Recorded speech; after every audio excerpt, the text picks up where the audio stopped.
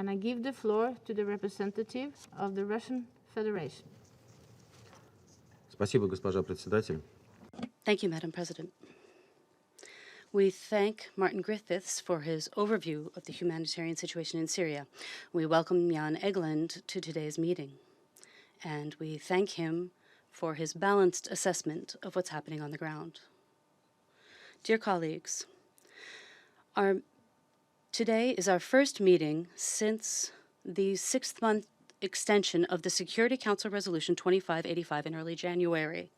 At this stage, we considered it more important to keep and increase the emerging new trends in the organization of humanitarian aid in Syria, and we did not focus on the small amount of work that had been done.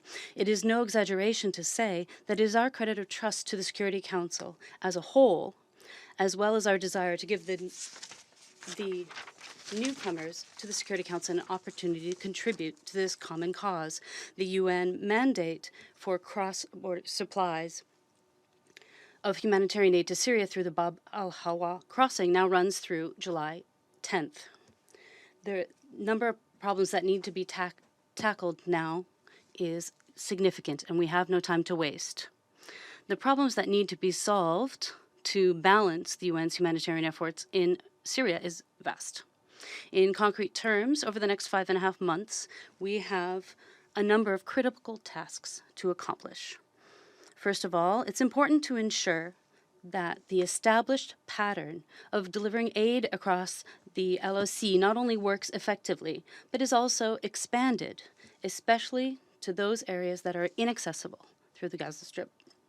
As far as we know, the critical nature of this step, especially given the difficult winter of Syria, is beyond doubt, and therefore any stalling of the sending of humanitarian convoys, including to Idlib, cannot be regarded as anything other than deliberate sabotage and a deliberate threat to the lives of ordinary Syrians.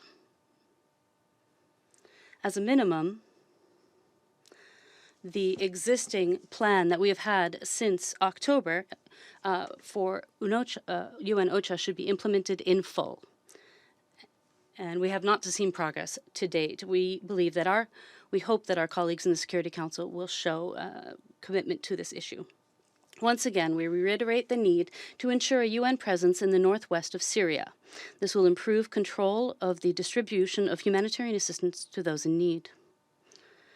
It's extremely important to step up efforts to rebuild infrastructure facilities in order to ensure the basic living conditions for Syrians. Humanitarian organizations are already exhausted in their efforts to explain a simple fact. No amount of humanitarian aid can effectively replace hospitals, power plants, factories, and schools that are running smoothly.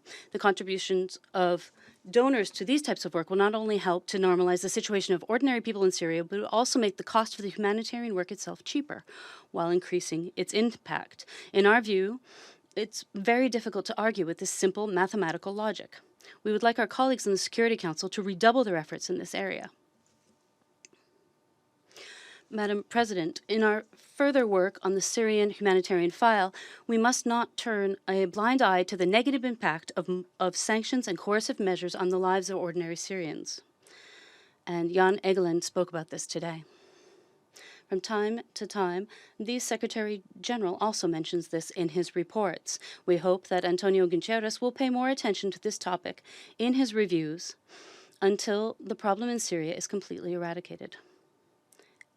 And in our view, Secretary General, there is plenty of grounds to do so. The most recent evidence of this are the recent FAO and WHO reports, which directly spoke about the destructive impact of sanctions on agricultural production and on the supply of drugs and medical products to the country.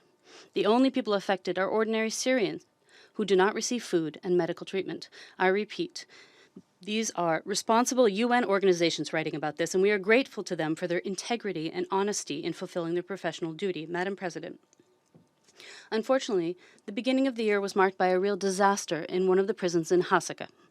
Considering the scope of this tragedy, as well as the emerging threats to the security of the region as a whole, we have requested a separate meeting of the Council to be held immediately after our meeting.